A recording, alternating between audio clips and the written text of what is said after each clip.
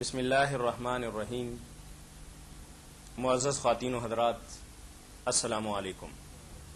مرکز الحرمین الاسلامی ستیانہ روڈ فیصل آباد پاکستان سے فتاوی آن لائن کے ساتھ آپ کا میزبان میاں طاہر حاضر خدمت ہے۔ اسلامی تعلیمات اور سوال و جواب کا یہ پروگرام ہر روز عصر تا مغرب آپ کی خدمت میں پیش کیا جاتا ہے۔ اگر آپ کو بھی کوئی دینی، معاشی، معاشرتی اور روحانی مسئلہ درپیش ہو اور قرآن و سنت کی روشنی کے اندر آپ اس کے صحیح اور بروقت حل کے متلاشی ہوں تو ہمارا ٹول فری نمبر نوٹ کر لیجئے 080011777۔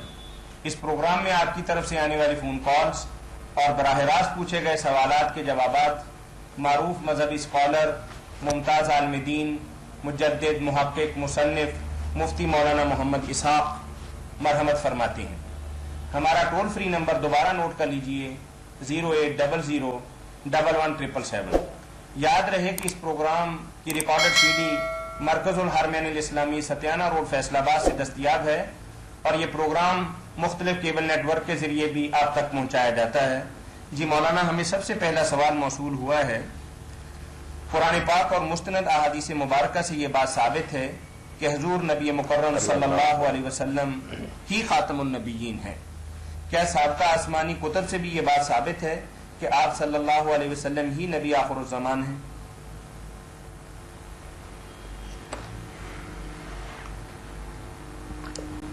سابقہ کتب میں آپ کے بارے میں جو پیش گوئیاں تھیں، وہ جیسے قرآن مجید نے بیان فرمایا کہ لوگوں نے اس میں بہت سی تبدیلیاں کر لیں، مگر اس کے باوجود بھی یوحنا کی انجیل میں جو پیش گوئی ہے نا، وہ اس بارے میں بہت واضح ہے، جس میں مسیح علیہ السلام کہتے ہیں کہ اگر میں نہ جاؤں تو دوسرا مددگار تمہارے پاس اللہ نہیں بھیجے گا، میں اللہ سے درخواست کروں گا تو وہ تمہیں دوسرا رہنما دے گا جو قیامت تک تمہارے ساتھ رہے گا۔ یہ قیامت تک، ابد تک وہ ساتھ رہے گا، اور بہت سی دین کی باتیں ہیں جو بتانی تھی مگر اب تم اسے برداشت نہیں کر سکتے، وہ آ کر ان باتوں کو مکمل کرے گا، یعنی دین بھی مکمل کرے گا اور ابد تک رہے گا۔ یہ یوحنا کی انجیل میں پڑھنا چاہیے، اس میں بالکل یہی بات ہے کہ دین رسول اللہ کے زمانہ میں کامل بھی ہوا اور اب یہ تسلسل بھی اسی کا ہمیشہ قیامت تک یہی دین رہے گا، منسوخ نہیں ہوگا، کسی نئے رہبر کی ضرورت نہیں ہوگی۔ یعنی یوحنا کے اندر، یوحنا انجیل کے اندر بہت اچھی پیش گوئی۔ بارک اللہ فیک۔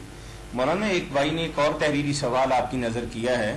آج کل مارکیٹ میں کچھ ایسے قالین یا بیڈ شیٹس ملتی ہیں جن پر کسی انسان یا جانور کی تصویر بنی ہوتی ہے، کیا ان کا استعمال درست ہے؟ درست ہے، ان کا کپڑے میں کڑی ہوئی تصویریں جو ہے نا، صحیح بخاری اور سب کتابوں میں آتا ہے۔ اللہ کے رسول علیہ السلام نے جب تصویروں کو منع کیا نا تو کہہ دیا اللہ رقمن فی صوب، کپڑوں میں جو کاڑی جاتی ہیں نا، بنائی جاتی ہیں، ان کا کوئی حرج نہیں، باقی لٹکانا نہیں چاہیے عزت احترام سے۔ اس طرح بسترے، گدے وغیرہ جن کو پاؤں کے نیچے ہم رونتے ہیں وہ ٹھیک ہے، یعنی ایسے کرنے کے اندر ہاں کوئی حرج نہیں، ٹھیک ہے۔ تو ایک اور سوال ہے آپ کی نظر کہ اگر طبیعت خراب ہو، نزلہ زکام بھی ہو اور روزہ بھی رکھنا ہو اور غسل بھی واجب ہو تو کیا خالی تیمم کر کے نماز وغیرہ پڑھی جا سکتی ہے؟ ہاں، اگر ایسی حالت ہو کہ نہانے سے بیماری ہو جانے کا یا بیماری بڑھ جانے کا اندیشہ ہو تو پھر تیمم کی اجازت اسی لیے تو اللہ تعالیٰ نے دی ہے، بالکل تیمم کر کے نماز پڑھے، روزہ آپ کا بالکل صحیح۔ ٹھیک ہے، یعنی اگر اس حالت کے اندر بندہ تیمم کر لے، ہاں بالکل کر لینا چاہیے۔ جی السلام علیکم۔ چلیے مولانا، پاکستان ایک اسلامی اور نظریاتی مملکت ہے، لیکن پھر بھی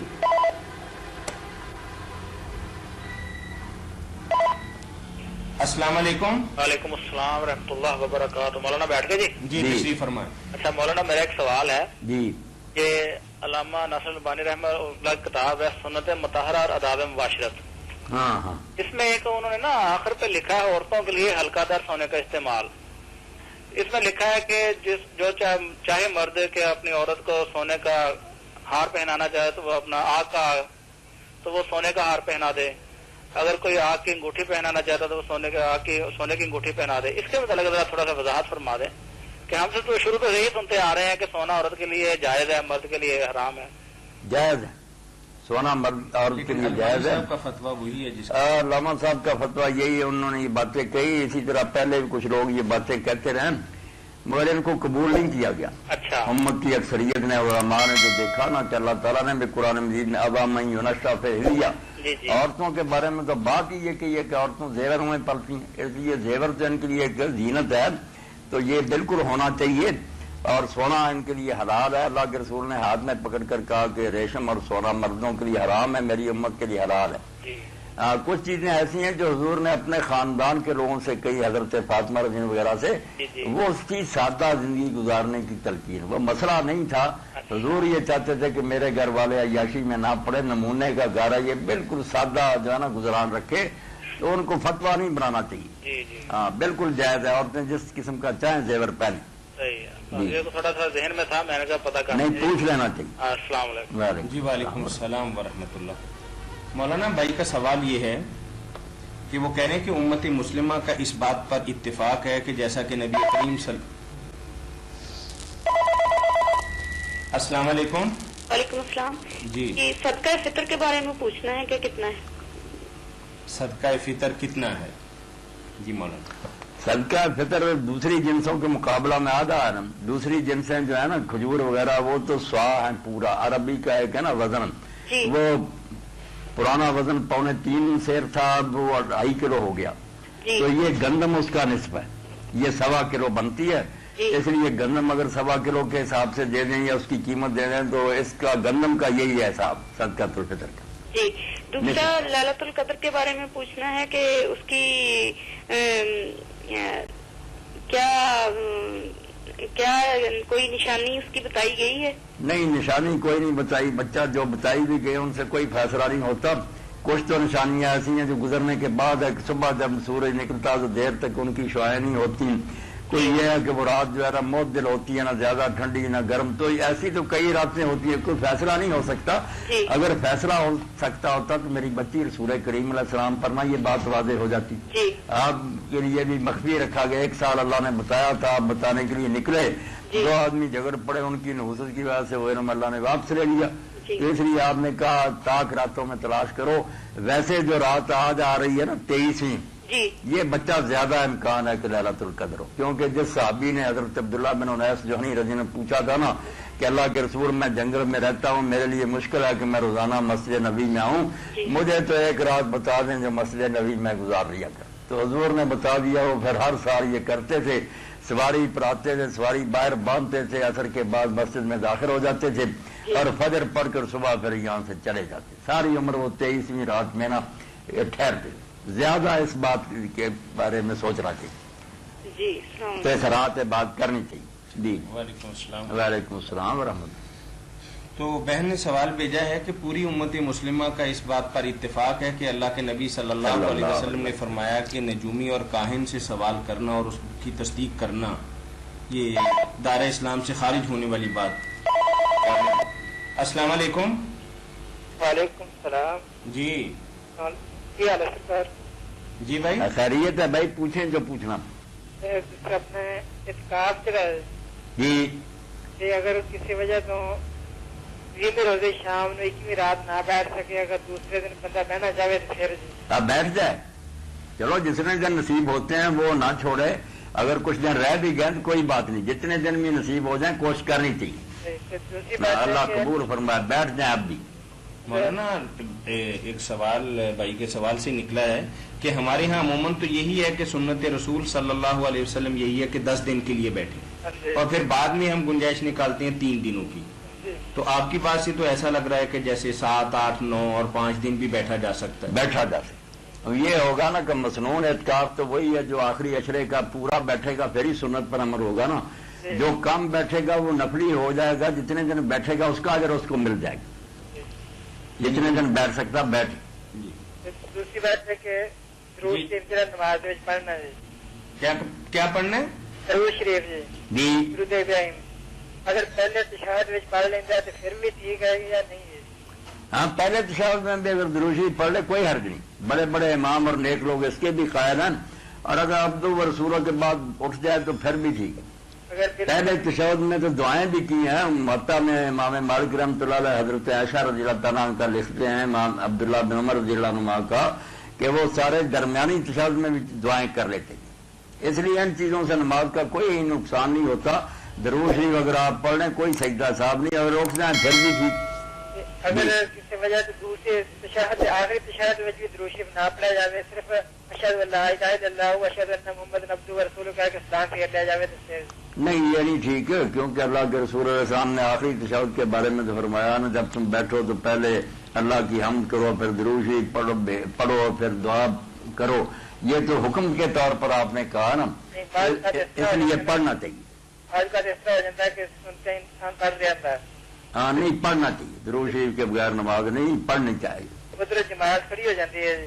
ہاں, تشہد پڑھتے پڑھتے درود شریف کا ٹائم ہی لگتا ہے. یہ جو باتیں ہیں نا کہ یہ فرض ہے, یہ واجب ہے, سنت ہے, یہ بعد میں لوگوں کی. میں یہ سنتوں کے اندر بات کر رہے ہیں کہ میں سنتیں ادا کر رہا تھا, ٹھیک ہے, آخری تشہد میں بیٹھا تھا تو اتنے میں جماعت کھڑی ہو گئی. ہاں, اب میں اگر درود پڑھوں گا, باقی دعائیں پڑھوں گا تو میں تکبیر تحریمہ سے محروم ہوں. تکبیر تحریمہ سے رہ جائے. اگر یہ بات آپ پوچھ رہے ہیں نا, تو آپ کو چاہیے تھا کہ عبد و رسولوں کے بعد جیسے امام شافعی کہتے ہیں نا کہ درود شریف جو فرض ہے اتنا تو پڑھ دیتے, اللہم صلی علی محمد وعلی آل محمد, اتنا کہہ کر سلام کہہ دیتے, دونوں قولوں پر امر ہو جاتا. ایسے آئندہ کر لیا کر, اگر جماعت ہو رہی ہے نا, آپ دیکھتے ہیں کہ جماعت کھڑی ہوگی تو اتنا ضرور کہہ دیا کہ اللہم صلی علی محمد. کہاں سے بات کر رہے تھے بھائی آپ؟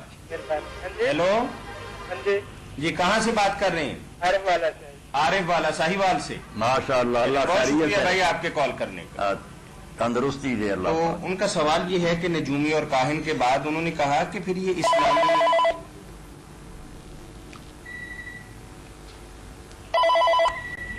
السلام علیکم. وعلیکم السلام. جی بھائی. جی, میں نے مسئلہ ایک پتہ کرنا تھا. جی فرمائیے. یہ جب ہم امام صاحب کے ساتھ نماز پڑھ رہے ہوتے ہیں, جی جی, فرض کریں میں چوتھی رکعت میں شامل ہوا ہوں, اس کے بعد جو میں اپنے کھڑے ہو کے ترتیب کے لحاظ سے میری دوسری ہوگی, ہاں جی, اس میں کیا کیا پڑھوں گا, یعنی کہ سورہ فاتحہ سبحانک اللہ سے شروع کروں گا یا سورہ فاتحہ سے پڑھنی شروع کروں گا؟ ٹھیک. ویسے تو میرے بھائی جیسے بھی آپ پڑھ لیں گے نا, کسی نہ کسی امام نے اللہ اس پر رحمت فرمایا وہ طریقہ تجویز کیا, اس لیے نماز تو سب کی ہو جاتی ہے, جیسے بھی پوری کر لیتے ہیں لوگ. ٹھیک ہے, مگر جو بات ہے نا صحیح, جی جی, وہ یہ ہے کہ جہاں سے آپ آ کر جماعت کے ساتھ شریک ہوئے تھے, ایک رکعت آپ نے پائی, جی, وہ تھوڑا پڑا یا زیادہ پڑا آپ اس کو پہلی شمار کریں, کیونکہ جہاں تکبیر تحریمہ کہی جاتی ہے نا وہ ہوتی ہے نا نماز کے آغاز میں. جی جی, اگر ہم کہیں یہ تکبیر تحریمہ نہیں تو پھر تو نماز ہی نہ شروع ہوئی, اور اگر تکبیر تحریمہ تو وہ تو نماز کی ابتدا میں ہوتی ہے, اس لیے وہ پہلی رکعت ہے. اس کے بعد آپ جو پڑھیں گے دوسری آگے, تیسری آگے, چوتھی, سیدھا ہی پھر چلتے جائیں, پیچھے کو لوٹنے کی ضرورت نہیں.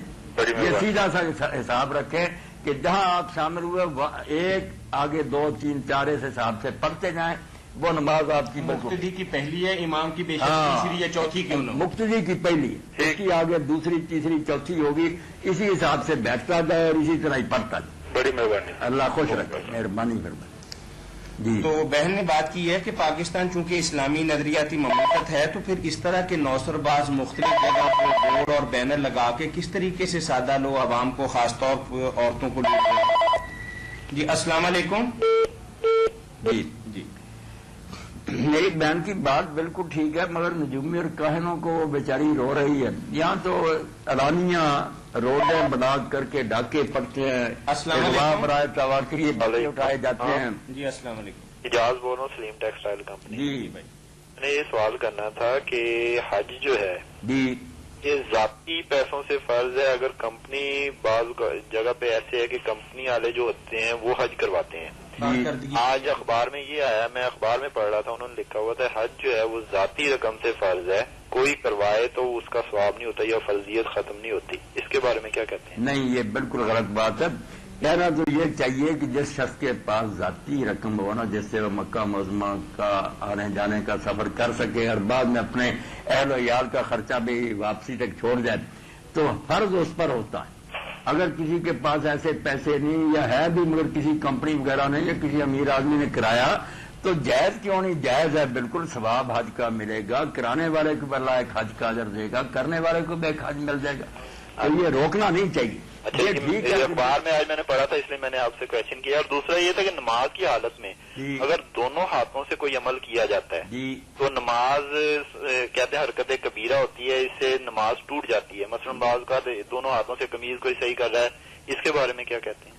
دونوں ہاتھوں سے یا ایک ہاتھ سے بھی میرے بھائی اعجاز جو کپڑوں کو درست کرنا ہے تو بری بات، کیوں کپڑوں سے کھیلنا ہے، وقار سے بیٹھنا چاہیے، مگر اگر کوئی کرے نا تو یہ پھر کثیر کیا ہے. نہیں، اللہ کے رسول علیہ السلام اپنی نواسی کو حضرت امامہ رضی اللہ تعالیٰ عنہ کو جماعت کراتے وقت گود میں اٹھائے رکھتے تھے، جب رکوع سجدے میں جاتے نیچے اتار دیتے، پھر اس کو پکڑ لیتے، تو یہ سارے کام کرتے تھے. اور یہ بھی ثابت ہے کہ تہجد کی نماز میں اگر آپ ہوتے، کوئی آتا اور دروازہ کھٹکھٹاتا تو دروازہ قبلہ کی رخ تھا، آپ اسی طرح چلتے جاتے، دروازہ کھولتے اور واپس پچھلے پاؤں لوٹ آتے. نماز اتنی کوئی چھوئی میو نہیں اعجاز بھائی جس طرح لوگوں نے بنا رکھی ہے. اللہ کی طرف توجہ ہونی چاہیے، فعل کثیر کوئی نہیں. اکثر یہ جو امام ہوتے ہیں وہ دونوں ہاتھوں سے پیچھے قمیض صحیح کر رہے ہیں، کاٹن پہنی ہوتی ہے، یہ نماز میں یہ عمل تو نہیں نہ کرنا چاہیے؟ نہیں، یہ کام تو غلط ہے. بالوں کو چھیڑنا یا کپڑے درست کرتے رہنا یہ کوئی عقل مندی کی بات نہیں. نماز میں تو اللہ کی طرف متوجہ ہونا چاہیے. آزاد جو ہے وہ بالکل ساکن ہونے چاہیے، کوئی چیز حرکت نہ کرے، بالکل وہ ساکن ہو جائے، ہونا تو یہی چاہیے. مگر اگر کسی نے کر لیا تو یہ نہیں کہنا چاہیے کہ نماز نہیں اس کی دی. ٹھیک ہے، تھینک یو، السلام علیکم. وعلیکم السلام. وہ بھائی نے جو بات پوچھی ہے مولانا، بے شمار ادارے کارکردگی بنیاد پر یہ کہتے ہیں کہ جو بندہ یہ ٹارگٹ اچیو کر لے گا اسے حج پہ بھجوا دیں گے، یا ملازمین کی قرآن اندازی کر کے ایک بندے کو بھجواتے ہیں. بہت اچھا کرتے ہیں، ایسے اداروں کو اللہ برکت دے. جی السلام علیکم. وعلیکم السلام. وعلیکم السلام ورحمۃ اللہ. جی پوچھیں میری بہن. Hello, hello. السلام علیکم. وعلیکم السلام. جی بہن کہاں سے بات کر رہی ہیں آپ؟ ٹھیک ہے، اپنی سے. جی فرمائیے، کیا پوچھیں نا جو پوچھیں گے آپ؟ پوچھنا. آپ سے یہ پوچھنا تھا کہ اگر مردہ خواب میں کوئی چیز دے کے جائے تو کیسا ہوتا ہے وہ؟ بہت اچھا. بہت اچھا. اور لے جائے تو یہ اچھا نہیں خواب ہوتا، جی. اگر دے جائے تو بہت اچھی بات. اگر مبارک کوئی چیز دے جائے تو یہ خواب بہت مبارک ہے، لے جائے تو اس میں ذرا نقصان کا اندیشہ ہوتا. اللہ رحم فرمائے. نہیں، وہ میرے پھپھا جان کی ڈیتھ ہو گئی تھی. جی اللہ مغفرت فرمائے. خواب کی اور تصویر پوچھنی تھی. جی خواب میں چاند دیکھنا کیسا ہوتا ہے؟ خواب میں چاند دیکھا ہے. چاند دیکھنا بہت اچھی بات ہے. نہیں، چاند یعنی کہ 1-2 دن کا ہو. نہیں، وہ اچھا ہی اچھا ہے، وہ بڑھنے والا ہے نا، آگے سے آگے ترقی ہوگی. اچھا. ہاں. نہیں تو اس کے ساتھ نا چاند کے نیچے یعنی کہ زیادہ سٹیپ بائی سٹیپ نیچے چاند ہوتے ہیں، پھر وہ بوجھتے ہیں، لیکن وہ جو پہلا چاند ہوتا ہے نا وہ ویسے ہی رہتا ہے. نہیں، یہ تو میری بہن بہت مبارک خواب ہے. چاند اللہ کی طرف سے بہت اعلیٰ نشانی ہے، روشن، وہ اور بڑھتا جائے گا انشاءاللہ، چھوٹا بھی بڑا ہوتا جائے گا. یہ مبارک ہے خواب اللہ نہیں، تعالیٰ. وہ یہ ہے نا کہ مطلب باریک چاند ہے، ہاں. کے نیچے اور چاند ہوتے ہیں سٹیپ بائی سٹیپ، کبھی بلتے ہیں کبھی بجھتے ہیں. کوئی لیکن بات ایک چاند تو برقرار رہتا ہے نا. جی جی، وہ بالکل اپنی جگہ پہ سارا رہتا ہے. چمکتا رہے گا انشاءاللہ. بالکل انشاءاللہ بلند اقبال ہوگا آپ کا، اللہ فضل فرمائے گا. شکریہ جی. بس یہ اللہ خیر. ہمارے ادھر نا مولانا اصغر صاحب بہت اچھے عالم ہیں، ماشاء وہ آج کل بیمار ہیں، نہیں تو ہم ان سے پوچھتے ہوتے ہیں. اللہ تعالیٰ انہیں صحت دے، تندرستی دے. جی جی نجومیوں کے اور بارے یہ میں جو ہر جگہ بدماشیاں ہو رہی ہیں، ڈرامے ہو رہے السلام ہیں، علیکم. ناظرین اور وعلیکم جی. جی وعلیکم جی. السلام. اچھا مولانا صاحب، جی مقتدی امام دے مگر تسبیحاں کردا ہے سجدے چ تے رکوع چ، جی تے آیا انہوں 3 تو زیادہ کر لینی چاہیے تسبیحاں اگر ٹائم امام صاحب دیندے ہون تے؟ جب تک امام صاحب سر نہ اٹھائیں رکوع سے سجدے سے، وہ جتنی چاہے میرے بھائی کر سکتا ہے، امام بھی جتنی چاہے کر سکتا ہے، 3 کی کوئی قید نہیں. تو کہتے ہیں نا کہ امام سے زیادہ نہیں ہونی چاہیے ہو سکتا. نہیں نہیں، یہ کون پتہ کرتا رہے گا، کہاں یہ لکھا یہ تسبیحیں یا دعائیں وغیرہ دل میں امام کرتا، ہم بھی دل میں کرتے ہیں، کوئی پتہ نہیں تشہد میں وہ درود شریف کے بعد کیا دعا کر رہا ہے، ہم کیا کر رہے ہیں، یا کوئی پابندی نہیں، اس کے ساتھ ساتھ رہنا. پڑھنے کی کوئی بات نہیں، آپ زیادہ پڑھیں وہ تھوڑا پڑھے، اس سے اقتداء میں کوئی فرق نہیں آتا. آپ یعنی اس سے وہ بات نہیں ہوگی کہ ہم امام سے آگے نکل گئے ہیں. نہیں نہیں، وہ رکوع سجدے جو ظاہری حرکتیں ہیں نا ان میں آگے نکل جائے وہ بری بات ہے، پڑھنے میں کوئی بات یعنی نہیں. سجدے میں پہلے چلے جائیں یا ہاں. سجدے سے پہلے اٹھ جائیں تو وہ بالکل غلط. امام سے آگے ہو گئے. وہ جی تو یہ میرا پڑھنے کا کوئی نہیں. ٹھیک ہے جی، اوکے السلام علیکم. یہ تھوڑی سی وضاحت فرمائیں گے اس کی، یہ نجومیوں والے. نجومی والی بات تو ہوئی کہ نجومی اور یہ کاہن جو ہے ان کا کیا کریں، یہ تو چھوٹی بات ہے. یہاں تو ڈھیر مچا سود چل رہا ہے، السلام جناب علیکم. شراب. وعلیکم السلام. جی یہ پہلے ہم نے فون کیا تھا نا تو وہ ایک مسئلہ تو رہ گیا اس کے اندر، جی جی اچھا. وہ میں جو آپ کو بتا رہی تھی نا کہ آپ ایسا کیا کریں میری بہن، باقی بھی جو بھی سامعین ہمارے ناظرین سن رہے ہیں نا ہمارا پروگرام، جی ان سے ہم درخواست کریں گے کہ سوال کرنے سے پہلے اپنا سوال کسی اچھے کاغذ پہ لکھ لیا کریں اور قلم پینسل سنبھال کے بیٹھ جائیں. ہاں جی ہمارا وقت بھی جو ہے اس کا حرج ہوتا ہے. جی اچھا، یہ نا جو میں نے آپ کو بتایا تھا کہ مردہ خواب میں اگر کوئی چیز دے کے جائے، وہ ہمارے پھوپھا جان نا تو انہوں نے کبھی نماز نہیں پڑھی تھی. اچھا. اپنی زندگی میں ایسے کہ انہوں نے کبھی نہیں نماز پڑھی. اللہ معاف فرمائے کرم کرے. جی کٹ گیا. جی کٹ گیا. تو جہاں ننگے ناچ ہو رہا ہے، شرابیں ہو رہی ہیں، زنا ہو رہا ہے، جا کے کیا کریں. جی صاحب آپ کیسے ہیں؟ مولانا صاحب کیسے ہیں؟ مولانا ماشاءاللہ بہت اچھے میں ہیں. خیریت سے ہوں. آپ بتائیں نا بیٹا، خیر ہے؟ جی میں اسامہ بات کر رہا ہوں. کیا میرا سوال ہے، جی. کیا ہر فرض نماز کے بعد ہاتھ اٹھا کر دعا مانگنا فرض ہے؟ نہیں، فرض نہیں، سنت بھی نہیں، کچھ بھی نہیں بیٹا. دعائیں جتنی جی چاہے آپ زبان سے پڑھتے رہیں. ہاتھ اٹھا کر نماز کے بعد آپ نے دعا نہیں کی اللہ کے رسول علیہ السلام نے. ہاں یہ نہیں ثابت. ویسے زبان سے جتنی جی چاہے دعائیں منہ سے پڑھتا ہے. ہاتھ اٹھا کر فرضوں کے بعد آپ اس نے وقت جو مطلب کہنے کا کہ 90-95% مساجد ہیں اور اس میں تو یہی طریقہ کار دہرایا جاتا ہے جو بیٹے نے پوچھا ہے، تو کیا ان کے علم میں یہ بات نہیں؟ اب بڑی ایک اچھی بات ہوئی ہے. کسی دور میں وہ جو کراچی میں دارالعلوم تھا جس سے رہنمائی لیتے تھے طالبان، مولانا رشید احمد لدھیانوی، ان کا ایک رسالہ شائع ہوا ہے اسی پر. انہوں نے بھی پہلے کچھ کہا تھا کہ کبھی کوئی کر رہے تھے. اب انہوں نے کہا میں توبہ کرتا ہوں، رجوع کرتا ہوں. پوری طرح میں نے تحقیق کر لیا کہ یہ رسم بدعت ہے، اس کا دین میں کوئی وجود نہیں. وہ کتاب یا امدادیہ سے لینی چاہیے.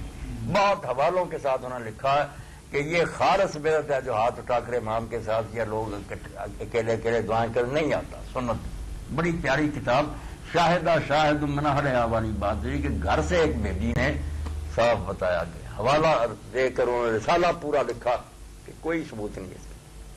جی ہر نماز کے بعد فرض نہیں ہے جی، جیسا کہ مولانا نے فرمایا. ہاں سنت بھی نہیں ہے. جی بات واضح ہو گئی بیٹا. جی شکریہ.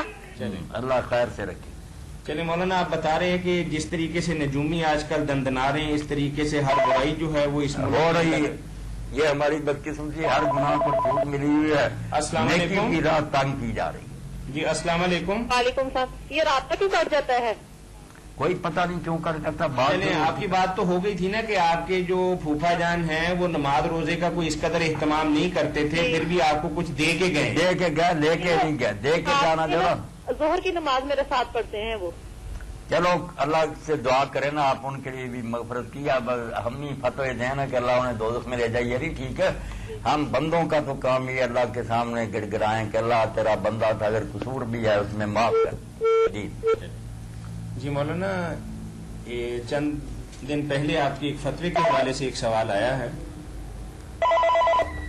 السلام علیکم. وعلیکم السلام. جی جی وعلیکم السلام. مولانا صاحب مینوں نا پرابلم ہے، اگر میں جدوں وضو کردا نا جی جی اور بھی دوستاں نوں انگل مار دینا دنداں چ خون چل پیندا. جی جی تے خون دے بارے سنیا ہے کہ حرام ہوندا ہے یا خون نکلے وضو ٹوٹ جاندا ہے. وہ نا کافی دیر انتظار کرنا پیندا ہے. کہ خون بس رک جائے وضو پھر دا کیسے وضو؟ انتظار کریا کریے خون دے بند ہون تک، یا وضو کر لینا چاہیے، کوئی گل نہیں. نہیں، آپ وضو کرتے جائیں، اس کو بہنے دیں. ہاں جی. اور یہ جو ہے نا کہ خون نکلنے سے وضو ٹوٹ جاتا، کوئی نہیں ٹوٹتا. وضو آپ کا درستی ہے، بعد میں بھی درستی ہے. اور وہ آپ بعد میں پھر تھوک دے، ختم کر دیں، اس کو اللہ تعالیٰ شفا دے. وضو نہیں اس سے ٹوٹتا. یعنی اگر جسم سے نکل جائے خون تو وضو نہیں ٹوٹتا. اور وہ بھی جو کہتے ہیں نا کہ دم سائل جو بہنے والا خون نکل جائے اور بہتا بہتا اس عضو تک چلا جائے جو وضو میں دھویا جاتا ہے تو وضو ٹوٹ جاتا، اس کی بھی میرے بھائی کوئی دلیل نہیں.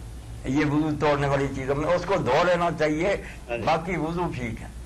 ٹھیک ہے. السلام علیکم. وعلیکم السلام. وعلیکم السلام ورحمۃ اللہ. نا پچھلے دنوں ایک ٹیلی ویژن اسٹیشن پر ایک فلم ٹیلی کاسٹ کی گئی. السلام علیکم. وعلیکم السلام. مولانا صاحب افضال بول رہا ہوں بٹالہ کالونی سے. جی فرمائیے. میرا سوال یہ ہے ابھی میرا ایک بھائی دوسرے ملک میں رہتا ہے، اس کا فطرانہ ہم پاکستان میں ادا کر سکتے ہیں؟ کر سکتے ہیں. ٹھیک ہے، یہ پوچھنا تھا جی. اس کو بھی بتا دیں کہ ہم نے بھائی آپ کا دے دیا. چلیں ٹھیک ہے. جی بارک. السلام علیکم. وعلیکم السلام ورحمۃ. جی تو ٹیلی ویژن پر ایک فلم دی میسج ریلے کی گئی. جی اس کے حوالے سے بھائی نے سوال کیا تھا تو آپ نے فرمایا تھا کہ دیکھی جا سکتی ہے. السلام علیکم. وعلیکم السلام. کیسے ٹھیک ہے؟ جی الحمدللہ. میں اسماعیل بول رہا ہوں. اسماعیل لندن سے بات کر رہے ہیں. اسماعیل بول رہا ہوں. آپ کیسے ٹھیک ہے؟ جی الحمدللہ. ہاں جی. تو ماشاء اللہ آپ کی سیڈی ملی تھی، بہت اچھا پروگرام جا رہا ہے، بہت سارے فون جا رہے ہیں. ماشاء اللہ، اللہ آپ کو خیریت سے رکھے، بہت خوشی، لوگوں کا بھی فائدہ ہو لوگوں کا. تو ماشاء اللہ بہت خوشی ہے اسماعیل، اللہ خیریت سے رکھے. ہاں جی، تو یہاں میں نے اپنے دوست ابابوں کو بھی دی آپ کی سیڈی، تو انہوں نے کافی پسند کی ہے. اچھا ماشاء اللہ. ہاں جی، دیا انہوں نے کریں، کہا کہ مطلب عالم آن لائن سے کافی بہتر ہے. اللہ آپ کو بھی اجر دے گا، دیا کریں ضرور دوستوں کو. تو میرا یہ سوال تھا کہ جو ایک زلزلہ آیا پاکستان میں ابھی ریسنٹلی، جی مطلب ایک طرح کا قیامت سے پہلے قیامت ہے ایک طرح کی. قیامت ہی تھی.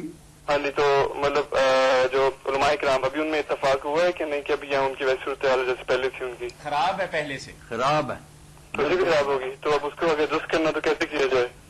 یہ تو اللہ ہی نے کرے تو کرے، یہ ٹھیک ہونے والے نہیں، بگڑ گئے بہت. نہیں تو مطلب آپ کو چاہیے کہ آپ ان کے اسماعیل لیے زیادہ سخت سزا چاہتے ہیں، یہ عبرت نہیں پکڑی ان لوگوں نے، وہی برائیاں وہی حال ہے ان کا. اللہ معاف کرے، کسی نے نصیحت نہیں حاصل کی کہ بھائی کیا حال ہوا ہے، ہم درد ہیں. ٹھیک. اچھا سر، کہ سم ٹائم ایسے جب میں کالج میں ہوتا ہوں تو کالج کی ٹائمنگ صبح 9 سے رات 5 بجے تک ہے، تو اکثر وہاں پہ نماز پڑھنے کا ٹائم نہیں ملتا ہو، جگہ بھی نماز پڑھنے کا. تو کیا میں غیرہ کے ساتھ نمازیں اکٹھی پڑھ سکتا ہوں؟ میں جمع کر کے اکٹھی وقت پر پڑھ لیا کر. ٹھیک، پڑھ لیا کریں. دونوں اکٹھی پڑھ لیا کر. فرض صرف دونوں کے پڑھنے، سنت نفل نہیں پھر پڑھنا. اچھا ٹھیک. فرض ہی صرف پڑھنے دو نمازوں. ٹھیک. اور کبھی کبھی ایسا ہوتا ہے جیسے جمعے کے دن ہوتا ہے تو اس دن چھٹی مجھے 1 بجے ہوتی ہے، جمعہ 1:30 بجے ہوتا ہے، تو کبھی کبھی ہوتا ہے کہ جمعہ میں رہ جاتا ہے، تو میں کیا کروں؟ 2 رکعتیں پڑھا کروں یا پھر اثر کی ظہر کی نماز پڑھا کروں؟ میں بچہ اگر جمعہ نصیب نہ ہو تو پھر 4 فرض ہی پڑھنے چاہیے نا، ظہر ہی پڑھنی ہوتی ہے نا، جمعہ نکل گیا تو. ایسے 4 فرض پڑھنے چاہیے. مطلب اس کا کوئی گناہ وغیرہ یا کوئی کفارہ وغیرہ اس کا نہیں؟ کوئی کفارہ نہیں، اللہ معاف کرے. باقی کوشش کرنی چاہیے نا کہ جمعہ کی نماز ناگاہ نہ ہو. جو کلاس فارغ ہوتی ہے فوراً بھاگتا ہوں، بس پکڑتا ہوں یا پھر کسی دوست کے ساتھ. کوشش کے باوجود اگر نکل جاتا جمعہ، آپ کو جمعہ کا ثواب مل گیا، مگر زور کی نماز 4 فرض پڑھ لیں. ظہر کی نماز 4 فرض پڑھ لیں. باقی کا پروگرام بہت زیادہ ہم گھر کے ساتھ شوق سے دیکھتے ہیں روزانہ ایک سیڈی. چلیں بہت شکریہ، انشاءاللہ باقی سیڈیز بھی آپ کو بھجوائیں گے انشاءاللہ. چلیں ٹھیک ہے، بہت شکریہ جی. دعا میں یاد رکھیے گا. اللہ حافظ. جی اللہ.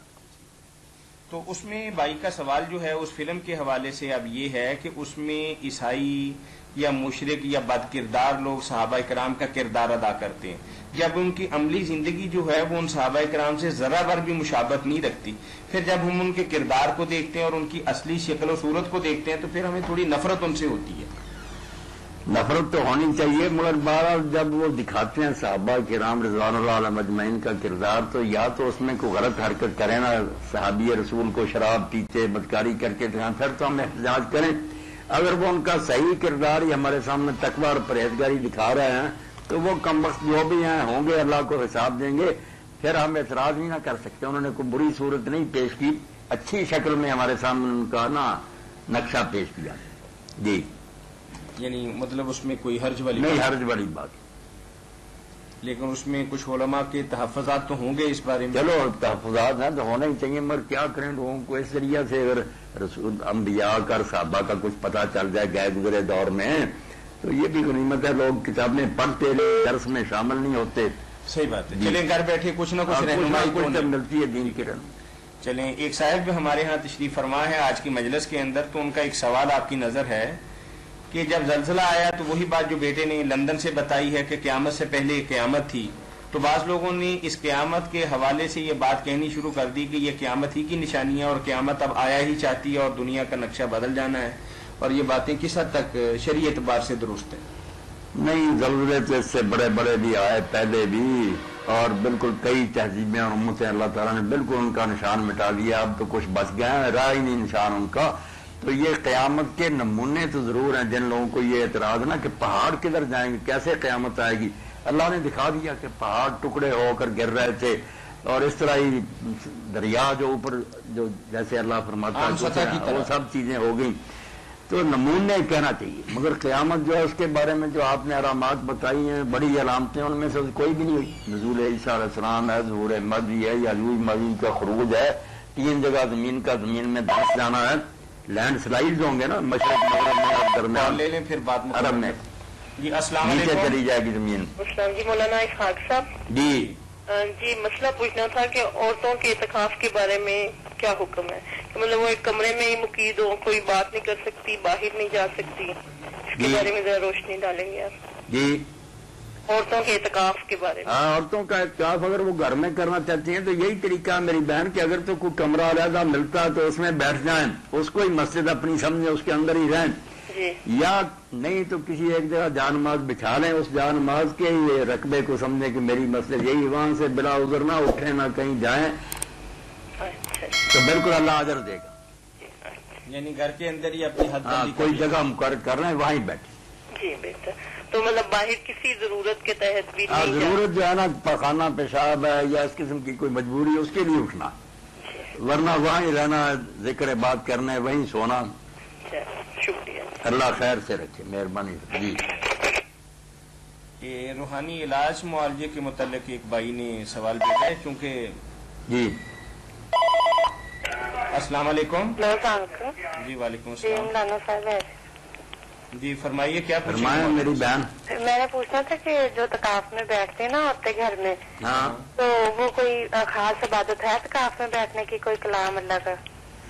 نہیں، کوئی خاص بات نہیں میری بہن، وہی بات جو 5 وقتہ نماز ہے اس کے ساتھ نفل نمازیں ہیں وہ کرے، قرآن مجید کی تلاوت کرے، باقی چیزیں زیادہ نہ کرے، قرآن مجید پڑھے اور درود شریف پڑھے، استغفار کی بہت کثرت کرے، معافی اللہ سے بہت مانگنی چاہیے، استغفر اللہ ربی واتوب الیہ، استغفر اللہ استغفر، اس کی جتنی تسبیح ہو سکے نا، اور خاص کر کے تہجد کے وقت تو اللہ فرماتا نا بالاسحار ہم یستغفرون، جب سحری کا وقت ہوتا تو نیک بندے اس وقت بہت معافیاں مانگتے ہیں، اللہ خود چل کر آتا نا عرش سے اور کہتا کہ ہے کوئی معافی مانگنے والا میں اس کو بخشوں، تو اس لیے اس وقت زیادہ نا یہی تسبیحاں کرنی چاہیے، استغفر اللہ استغفر اللہ۔ میری بہن اگر معافی مل گئی، اللہ نے بخش دیا تو سارے مسئلے حل ہو جائیں، اگر بخش دی نہ ہوئی تو سب کچھ کیا دراز رہ جائے گا۔ اچھا جی، بس اللہ مہربانی فرمائے۔ جی یعنی جسمانی طور پر یا طبی طور پر علاج کروانا کسی غیر مسلم سے اس کی کوئی ممانعت نہیں ہے۔ جی السلام علیکم۔ وعلیکم السلام۔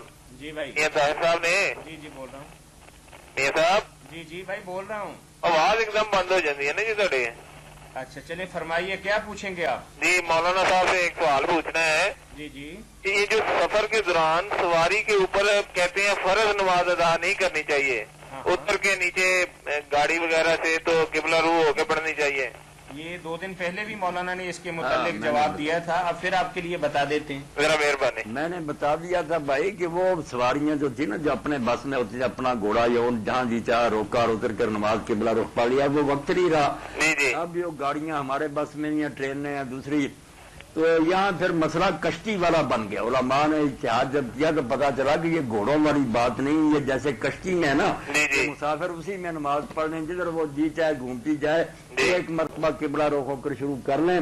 تو ٹرین میں یا بس میں اگر آپ کو موقع ملے کہ قبلہ رخ ہو کر آپ اللہ اکبر کہہ سکے تو اچھی بات ہے۔ اصل مسئلہ ہوائی جہاز کا ہے صاحب ہمارے لیے تو۔ ہوائی جہاز میں بالکل آپ جدھر کو وہ جاتا ہے نا، جی اتنا تو پتا چلتا ہوگا نا کہ قبلہ ادھر ہے، وہ بتاتے بھی ہیں۔ جی بتا دیتے ہیں۔ شروع کرتے وقت آپ نا اللہ اکبر کہیں قبلہ رخ ہو کر، اچھا جی، پھر بے فکر ہو جائے، جدھر کو جی چاہے جہاز کا رخ ہو جائے آپ پڑھتے رہے، کھڑے ہو کر پڑھ سکتے ہیں، تب اگر بیٹھ کر سیٹ پر پڑھ سکتے ہیں پڑھے، نماز ٹھیک ہے، لیٹ نہ کریں۔ تو دوسرا مسئلہ یہ پوچھنا تھا کہ یہ جو سنت موقدہ اور غیر موقدہ ہیں جی ان کو پڑھنے کا طریقہ ایک ہی ہے؟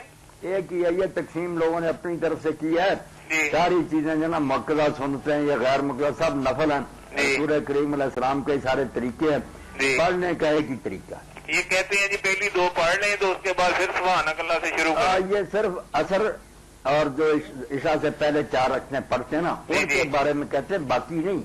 یہ کہتے ہیں جو اثر سے پہلے پڑھی جاتی ہیں، یہ بھی بعض والوں نے یہ مسئلہ نکالا ہے، امام حنیفہ رحمۃ اللہ علیہ ان کے شاگردوں نے نہیں لکھا، اسی لیے مولانا عبداللہ لکھنوی رحمۃ اللہ علیہ حنفی لکھتے ہیں کہ یہ متاخرین کی من گھڑت بات ہے، کوئی بات نہیں، 4 رکعتیں جس طرح دوسری پڑھی جاتی ہیں اس طرح ہی پڑھنی، کوئی سبحانک اللہ نہیں پڑھنی نہ کوئی، کہ زیادہ صحیح کام اگر میرے بھائی کرے نا تو صحیح حدیث کے مطابق اور صحابہ اور مدینہ کے عمل کے مطابق 4 شروع ہی نہیں کرنی چاہیے، نہ موقدہ نہ غیر موقدہ، جو بھی آپ پڑھیں نا 2 کر کے 2 شروع کریں، اتحیات درود شریف دعا پڑھ کر سلام، پھر اٹھ کر 2 شروع کر لیں، صلاۃ اللیل والنہار مثنی مثنی، رات اور دن میں تحیۃ المسجد کے بھی ہو جائیں گے۔ ہاں تحیۃ المسجد میں جب آپ داخل ہوئے کوئی سنتے شروع کر لی نا نماز کی یا فرض ہی پڑھنے لگے تو وہ تحیۃ المسجد اس میں ادا ہو۔ ٹھیک ہے جی، بہت مہربانی، اللہ خیر سے رکھے، مہربانی فرمائے۔ جی تو بھائی نے کہا ہے کہ کچھ لوگ روحانی علاج معالجہ کے لیے عیسائیوں کے پاس جاتے ہیں جی،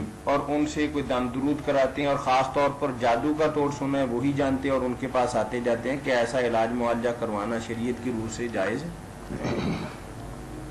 علاج معالجہ تو جیسے جسمانی جائز ہے نا، اسی طرح روحانی بھی جائز ہے، مگر مصیبت یہ ہے جیسے آپ نے کہا کہ وہ جادو کرتے ہیں، جادو کا توڑ جادو سے کرتے ہیں، تو یہ تو ہو گیا کفر.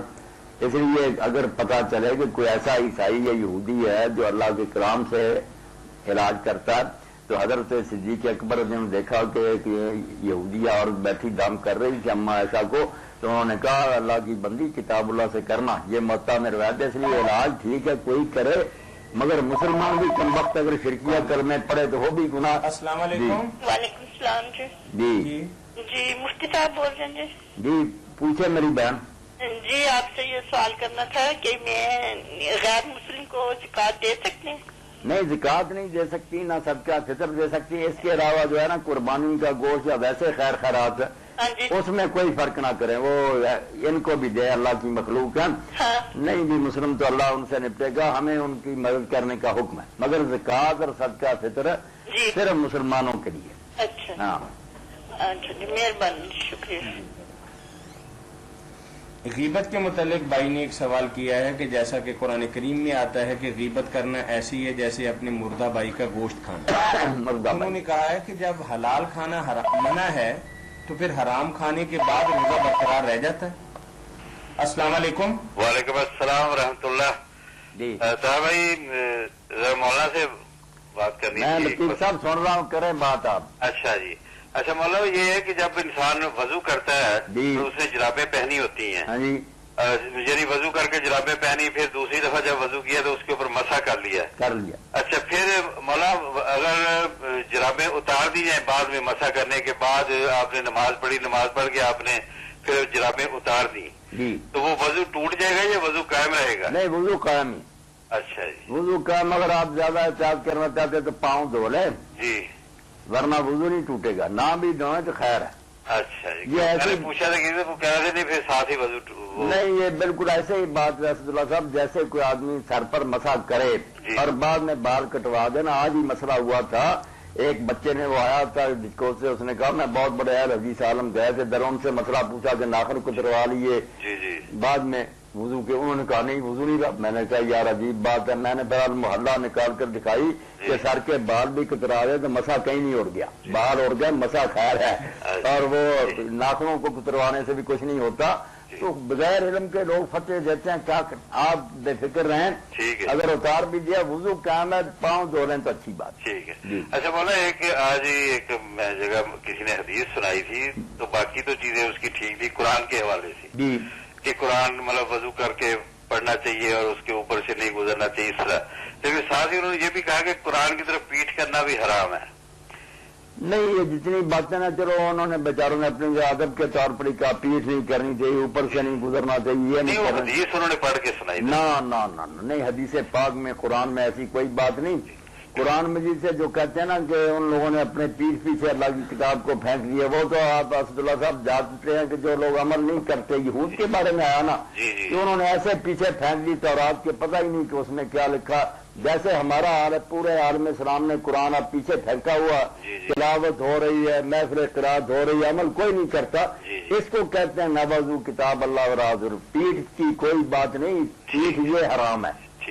باقی جو ہے نا وضو کر کے پڑھنا چاہیے، یہ بھی نہیں ٹھیک بات. وضو کے بغیر ہی پڑھ سکے، چھونا نہیں، قرآن مجید کو چھونا نہیں بغیر وضو کے. زبانی تو بے شک پڑھے. ٹھیک ہے مولانا. زبانی کے لیے وضو کی کوئی شرط نہ، زبانی پڑھنے کے لیے وضو کی کوئی شرط نہیں، چھونے کے لیے کہ ہاتھ لگانا ہے باوضو.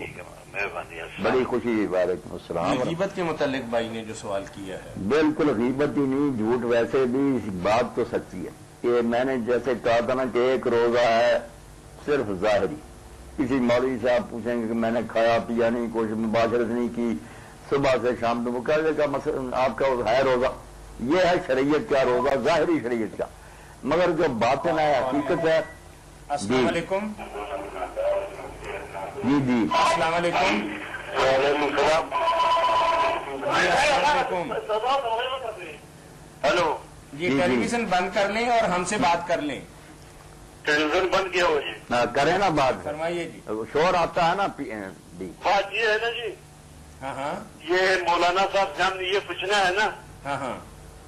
مطلب جب کوئی کاروبار کرتا ہوں یا کوئی کام کرتا ہوں تو دل بہت گھبراتا ہے.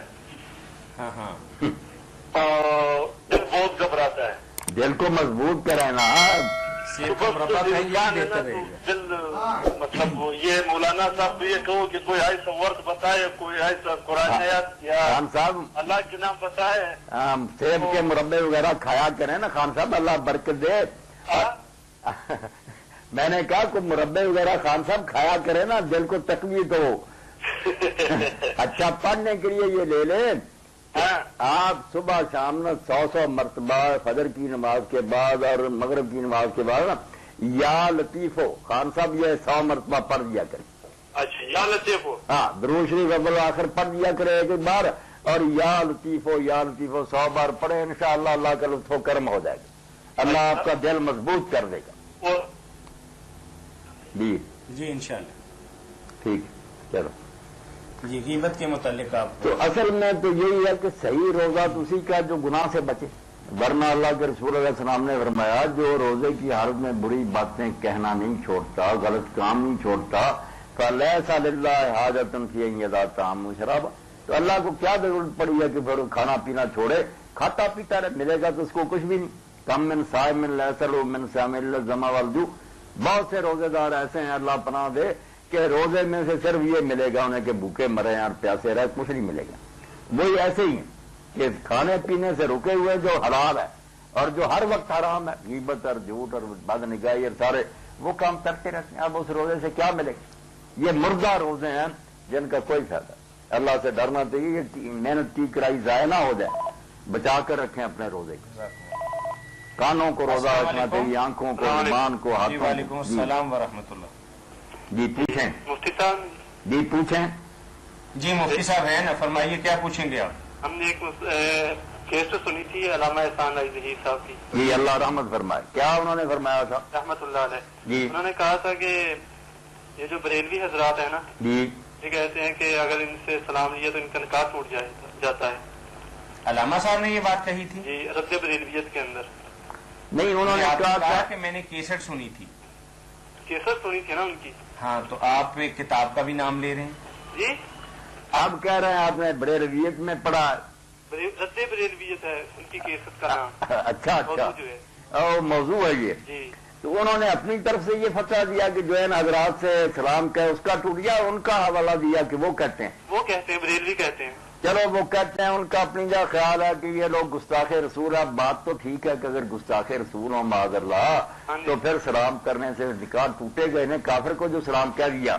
باقی یہ الگ بات ہے کہ ہم منت سماج کریں گے کہ جناب ہم گستاخ رسول پردان بھیجتے ہیں. توبہ, ہمارے تو ذہن میں بھی یہ بات نہیں آ سکتی کہ رسالت مآب علیہ السلام کے بارے میں برا سوچیں. کلمہ پڑھ کر دنیا اور آخرت بار ہم کو ان کا دامن پکڑے ہوئے ہیں, برا کہہ سکتے ہیں. تو اس لیے ہم اپنی معذرت پیش کریں گے جن کے بارے میں انہوں نے یہ کہا ہے حدیث حضرات کے, وہ بیچارے منت سماج کریں گے کہ ہمارے فرشتوں کو بھی خبر نہیں, ہم نے یہ گستاخی کر دی.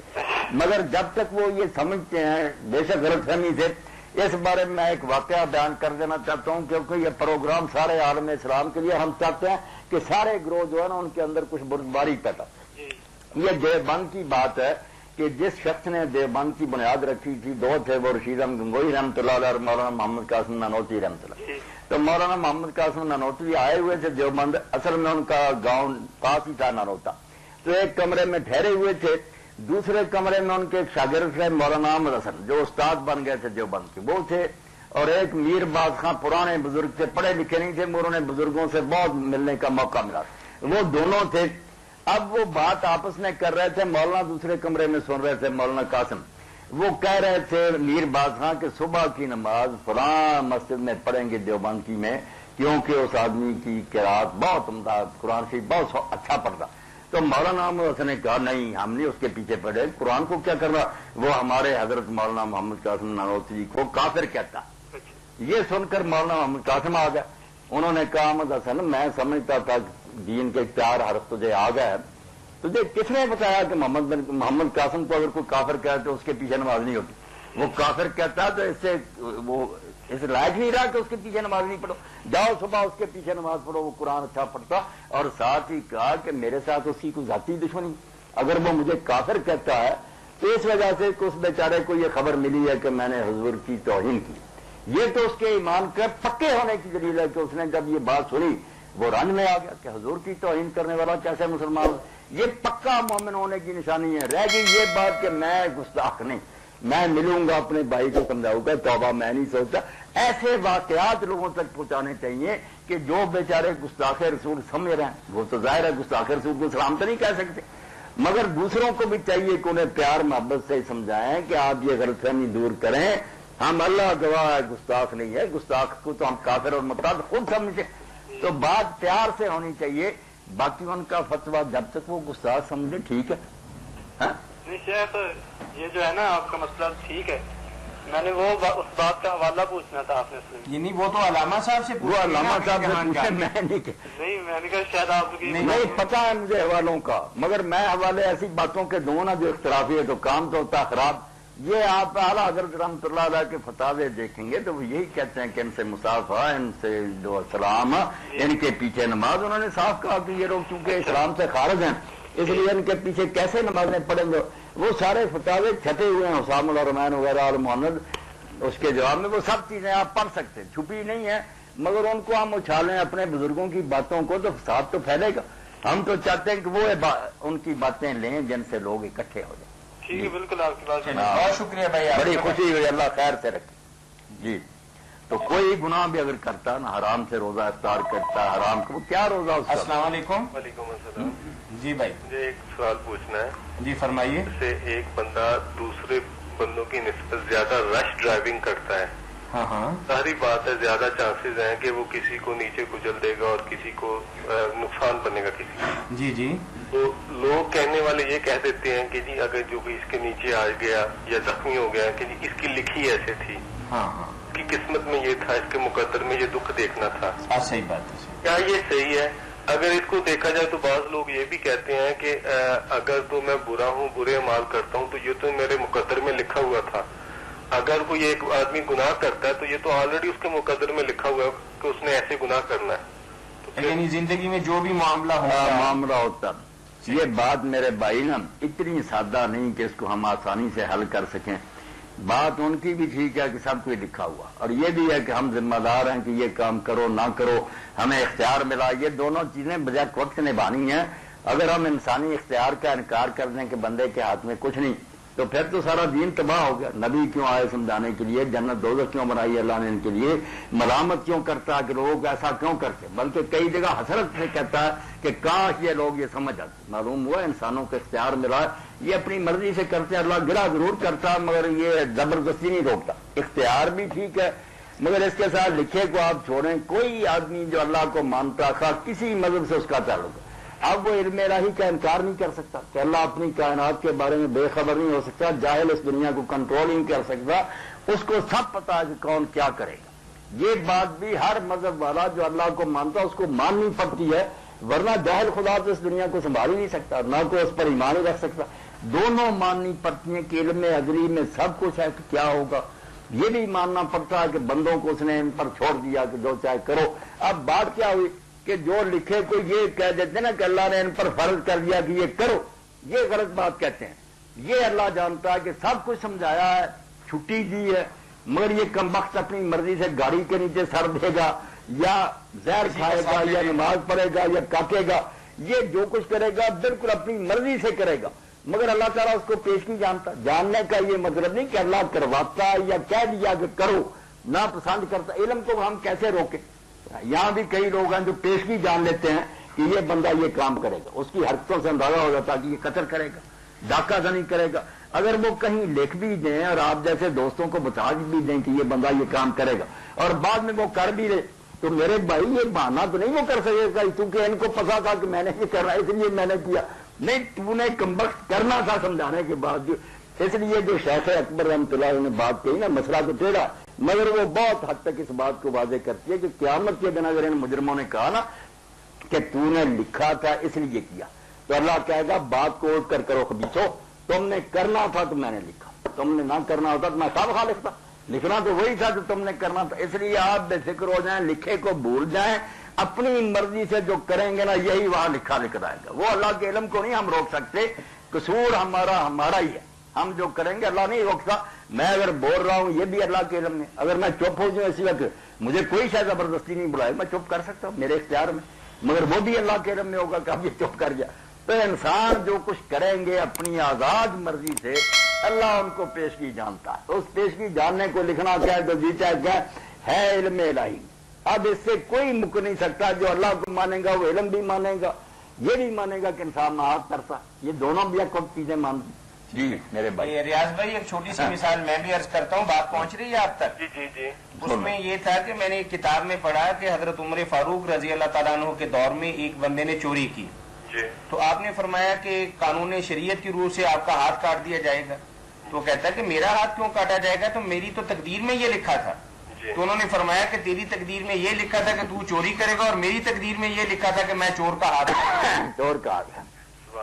اور بہت اچھی ایک حکایت مولانا جلال الدین رومی نے اپنی مسئلے میں لکھی ہے کہ ایک شیطان جو تھا وہ ایک باغ میں گھس گیا, پھل توڑ توڑ کر کھانے لگا.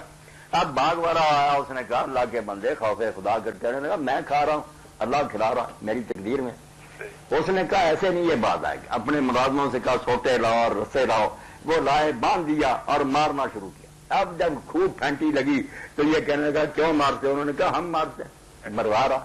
اس نے قسمت میں لکھا, ہاتھ جوڑے کہ نہیں میں ہی کھا رہا. انہوں نے کہا بس ہم بھی مار رہے تھے, ہم نے اب تجھے چھوڑے. تو بندے خواہ اللہ کا منہ کالا کرنا چاہتے ہیں, نعوذ باللہ, کرتے خود ہیں. اگر وہ پیشگی جانتا آپ نے کیا کہنا. آپ جو کریں اپنی مرضی سے وہی وہاں لکھا نکلے گا, کوئی رکاوٹ نہیں ڈالے گی وہ لکھی ہوئی چیز آپ کے ساتھ. جی ریاض صاحب آپ کا شکریہ. بڑی خوشی ہوئی, اللہ تعالیٰ حاضرین اور ناظرین کی طرف سے جو آپ کوآپریٹ کر رہے ہیں, یہ گلیکسی کے مالک ہیں ماشاء اللہ. اللہ تعالیٰ ریاض صاحب آپ کو برکت دے. بہت شکریہ بھائی آپ کی محبت. السلام علیکم. وعلیکم السلام ورحمۃ اللہ. ایک بھائی نے بہت ہی ایسا سوال کیا ہے کہ جو سمجھ سے بالا تر ہے. جی وہ فرماتے ہیں کہ جی السلام علیکم. ہیلو جی السلام علیکم. جی جی وعلیکم السلام ورحمۃ اللہ. مولانا صاحب کو بھی میرا سلام عرض کیجیے. جی وعلیکم السلام ورحمۃ اللہ. پوچھیں میری بہن. ہاں جی, میرا مسئلہ یہ ہے کہ میرے ہسبینڈ نے اپنی فرسٹ وائف کو نا ڈائیورس کر کے میرے ساتھ شادی کی. جی تو بعد میں اس کو لے بھی آئے 5-6 ماہ کے بعد. تو کہتے ہیں وہ تو ڈائیورس جو میں تمہیں دکھانے کے لیے بنائی تھی, تمہیں منانے کے لیے. تو میں نے کہا یہ تو غلط بات ہے. تو اس کے آپ نے بے شک مجھے منانے کے لیے بنائی, وہ ڈائیورس تو ہو گئی, تو اب آپ کا اس کے ساتھ رشتہ نہیں. انہوں نے اس بات پہ جھگڑا کر کے مجھے امی کے پاس بھیج دیا.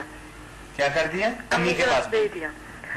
6 سال کے بعد انہوں نے کہا جی جب تک تم اس کو ایکسپٹ نہیں کرو گی نا میں نے نہیں تمہیں لانا. اور اب انہوں نے کیا کیا, یہ اس کو ایکسپٹ نہیں کرتی تو میں نے اس کو رکھنا نہیں, انہوں نے مجھے چھوڑا ہے. اب مجھے بتائیں میری بات غلط ہے کہ ان کی بات غلط ہے؟ وہ کہتے ہیں اگر میں قصوروار ہوں تو مجھے خدا سزا نہ دے. اللہ تعالیٰ نے ان کو اتنا دے دیا, نہ انہوں نے میرا حق ادا کیا نہ میرے بچے کا. اللہ رحم, اللہ نے ہدایت دی. کیا بات ہوئی ذرا مجھے بتا. مطلب وہ کہہ رہی ہیں بہن کہ میرے میاں کی پہلے کہیں شادی ہو چکی تھی. اچھا, انہوں نے مجھے کہا کہ میں نے طلاق دے دی ہے. اچھا, مجھے راضی کر لیا, میری شادی ہو گئی. اب شادی کے بعد پہلی میسز کو لے آئے اور کہا کہ میں نے تو جھوٹ موٹ طلاق دی تھی, بلکہ دی نہیں تھی, تمہیں راضی کرنے کے لیے سارا ڈرامہ رچایا تھا. آپ وہ کہتی کہ جب میں گلا کرتی ہوں تو مجھے میری ماں کے گھر بھجوا دیا, اس کو بسا رہے ہیں. یہ بات ہے, چھوڑ دیا, مجھے ڈائیورس بھیج دیا. آپ کو بھیج دیے؟ ہاں اب مجھے بھیج دی کہ تم اس کو نہیں مانتی میں تمہیں نہیں رکھوں گا. حالانکہ اس کا طلاق نامہ اسٹامپ پہ مجھے دکھایا تھا. جی مولانا, اس نے میری بہن چالاکی سے کام لیا ہوگا نا, ڈائیورس تو دے دی ہوگی, اسٹامپ پر بھی لکھ لی ہوگی, مگر گنجائش ہوتی ہے نا رجوع کی. اس نے دوران رجوع کر لیا ہوگا, آپ کو نہیں بتایا, کیا ہی دینا تھا نا کہ میں نے 100 روپے کا مل جاتا ہے, جو مرضی لکھ لیں. ہاں, اس نے کہہ دیا ہوگا کہ میں نے طلاق واپس لے لی, تو وہ نکاح بھی رہ گیا. آپ کو بھی اس نے اس دھوکے سے پھنسا لیا. تو اب آپ کو ہی چاہیے نا کہ حالات سے سازگاری کریں. یہاں پہ انہوں نے مجھے یہ دیکھیں میرا کوئی حق ادا کیا ہی نہیں. جو زیادتیاں کر سکتے تھے انہوں نے کی ہیں, اور یہی کہا کہ جی جب تک تم میری بات نہیں مانو گی, میں غلط کروں میں صحیح کروں. اور چلے مجھے نہ دیکھتے, میرے بیٹے کو تو دیکھتے نا, میرے بیٹے کا کوئی حق نہیں ادا کیا. اور اب کیا کیا, کہتے تمہارا تو کوئی قصور نہیں ہے, کبھی کوئی بہانا کبھی کوئی بہانا. اب مجھے طلاق بھیج دیا. نہیں آپ صلح کی کوشش کریں نا، گھر نہ اپنا ویران کریں. نہیں کسی بات کو مانتے ہی نہیں، اور اپنا کو تو وہ مانتے ہی نہیں ہے. اور وہ طلاق کے 5-6 ماہ بعد اس کو لے کے آئے تھے، پہلی والی کو 5-6 ماہ کے بعد لے کے آئے، پھر بھی صلح کی گنجائش تھی. نہیں، اور رجوع انہوں نے پہلے ہی کر لیا ہوگا نا، ظاہر بے شک بعد میں ہے آپ کے سامنے، رجوع تو عدت کے اندر ہی کر لیا ہوگا نا.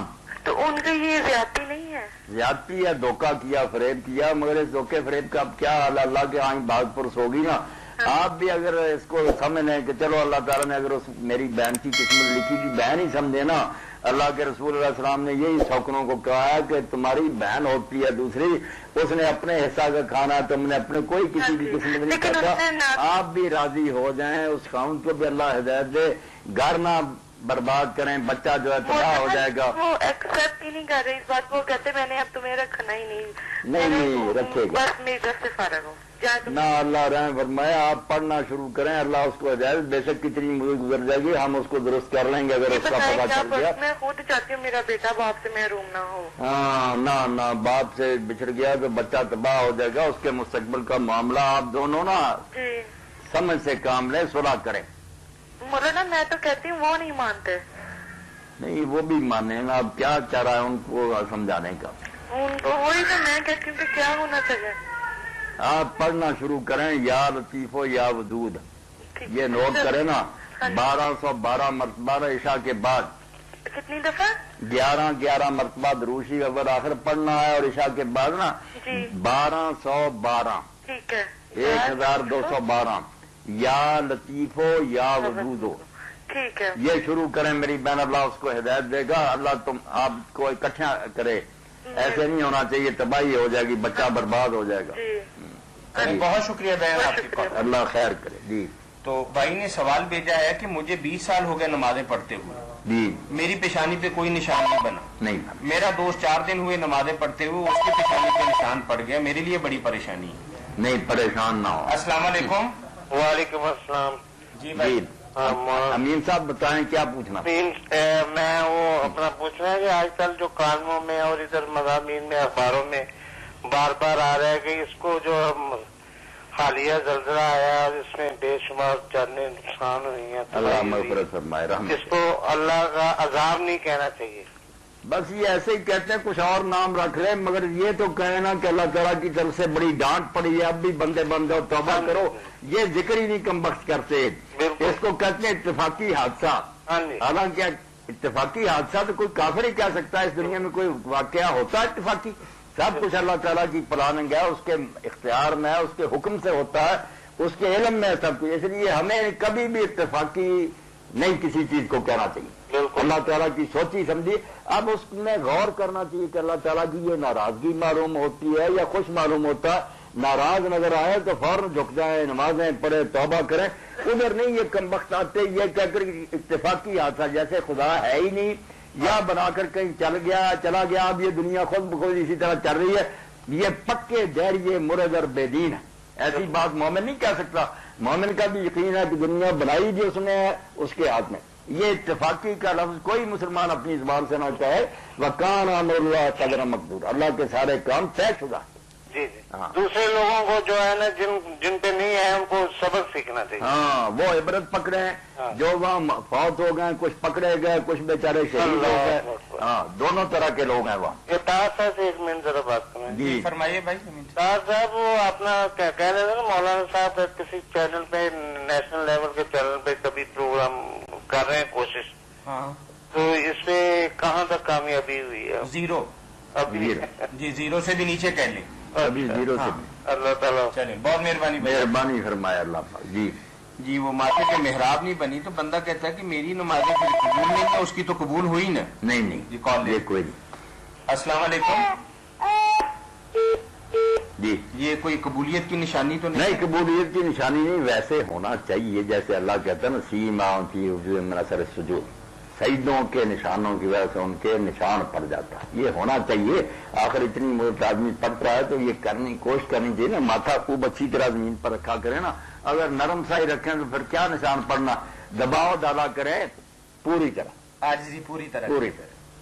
اور اگر آپ لوگوں کو نا حرم شریف لے جائے نا، مکہ اور مدینہ، تو میں یہ ضرور کہوں گا، جیسے اقبال کہتا نا کہ میں اپنے خیال میں وہ سفر کرتا نا، مدینہ کا جانا تو نصیب نہیں ہوا، بیچارہ بوڑھا ہو گیا پھر فوت ہو گیا، تو یہ کہتا ہے کہ وہ صحرا جہاں لوگ اونٹوں پر جا رہے ہیں، بیابان کا راستہ ہوتا نا تو وہ درود شریف پڑھتے جا رہے، خوشاں صحرا کہ آ جائے کارواں درود خان دو محمل بران، کہتا وہ صحرا کتنا خوش قسمت ہے، جنگل ہے جس میں قافلے اونٹوں پر جا رہے ہیں، درود شریف پڑھ رہے ہیں، برے گے گر میں آور سجون تک ریتوں پر ضرور سجدہ کر، برے گے گر میں آور سجود دے جبیرہ سوچتا داغے بمان، اپنی پیشانی کو جلا دے مکہ معظمہ کی مسجد مدینہ میں تاکہ نشان رہے، اور تو قیامت کے دن رسول اللہ سے کہے کہ اللہ کے رسول تیری تلاش میں کہاں پھرا، کیسے میری پیشانی پر داغ لگ گیا، میں ریتوں پر سجدے کر جبیرہ سوچتا داغے بمان۔ میں حج عمرے والوں سے ضرور کہوں گا کہ کبھی ایسی جگہ تلاش کر کے نا جہاں سخت دھوپ، وہاں ضرور نماز پڑھیں، شاید اللہ تعالیٰ اس بات کو اپنے دفتر میں لکھ لے اور قیامت کے دن اسی پر رحم فرما دے کہ یار تم کب کی ریتوں پر میرے سامنے روتے رہے۔ السلام علیکم۔ علیکم جی وعلیکم السلام۔ جی میں نا یہ سوال پوچھ رہے تھے کہ مولانا صاحب نے بتایا نا کہ جو مسجد میں اعتکاف لیے بیٹھتے ہیں وہ وہاں سے عید کی نماز پڑھ کے پھر گھر جائیں، جی جی وہ زیادہ ثواب ہے، ایسا ہی کرنا چاہیے۔ تو جو عورتیں گھر میں بیٹھتی ہیں ان کے لیے کیا ہے؟ ان کو بھی یہی چاہیے کہ وہاں بیٹھی رہیں، رات بات کریں عید کی، صبح پھر نہا کرنا وہاں سے عیدگاہ کو جائیں۔ اچھا ہاں یہی کرنا چاہیے۔ چلے ٹھیک ہے، اللہ حافظ۔ جی بارک اللہ فیک۔ تو ایک بھائی نے سوال بھیجا ہے، شاید آخری سوال ہو، ٹائم ہونے والا ہے، تو انہوں نے کہا کہ پیپلز کالونی نمبر 1 میں ایک بہت بڑی مسجد ہے، وہاں صرف ایک 15 برس کا بچہ جو ہے وہ اعتکاف کے لیے بیٹھا ہے، جی تو کیا پورے علاقے کی نمائندگی ہو گئی؟ یہ جو مشہور ہے کہ یہ سنت علی الکفایہ، اگر محلے میں سے کوئی نہ بیٹھے تو سارے گناہ گار ہوتے ہیں، یہ بات تو ہے بے بنیاد، کہیں دین میں نہیں، لوگوں نے اپنی طرف سے ایسی چیزیں نا سنت علی الکفایہ بنا دی ہیں، کسی مسجد میں کوئی بھی نہ بیٹھے کسی محلے والے کو گناہ نہیں ہوتا ہے۔ باقی جو بیٹھ گیا بسم اللہ، اگر وہ بچہ ہی بیٹھ گیا شاباش، اس کو اللہ اجر دے گا۔ 15 سال کا وہ بچہ تو کوئی نہیں بالغ ہے، 15 سال کا جب ہو جائے شریعت میں بالغ ہی ہو جاتا ہے نا وہ، تو بے فکر رہے، وہ بھی بات آپ کی پوری ہوگی، ایک نے آپ کی طرف سے سنت ادا کر دی، باقی یہ بات کوئی نہیں، کہیں نہیں اللہ کے رسول نے یہ کہا نہ صحابہ نے کہ نہ بیٹھے تو گناہ ہوتا، سارے بڑی بڑی ہیں، بے شک کو بیٹھے یا نہ بیٹھے۔ جزاکم اللہ۔ اس آخری جواب کے ساتھ ہی اس پروگرام کے روح رواں، مربی اور سرپرست اور مفتی اور آپ کی طرف سے آنے والی فون کالز اور پوچھے گئے سوالات کے جوابات دینے والی معروف علمی شخصیت محترم مولانا محمد اسحاق صاحب کے ہم شکر گزار ہیں کہ وہ اپنا قیمتی وقت نکال کر آتے ہیں اور آپ کو دین کی رہنمائی بتاتے ہیں، اور اس کے ساتھ ہی اس پروگرام کے میزبان میاں طاہر کو کل تک کے لیے اجازت